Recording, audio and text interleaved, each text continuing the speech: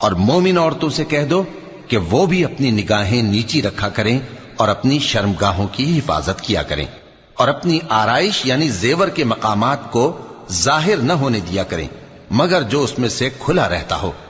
اور اپنے سینوں پر اوڑھنیاں اوڑھے رہا کریں، اور اپنے خاوند اور باپ اور خسر اور بیٹوں اور خاوند کے بیٹوں اور بھائیوں اور بھتیجوں اور بھانجوں اور اپنی جیسی مومن عورتوں اور لونڈی غلاموں کے سوا نیز ان خدام کے جو عورتوں کی خواہش نہ رکھیں، یا ایسے لڑکوں کے جو عورتوں کے پردے کی چیزوں سے واقف نہ ہوں،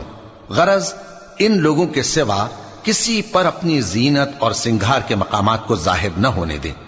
اور اپنے پاؤں ایسے طور سے زمین پر نہ مارے کہ جھنکار کانوں میں پہنچے اور ان کا پوشیدہ زیور معلوم ہو جائے۔ اور مومنوں سب اللہ کے آگے توبہ کرو تاکہ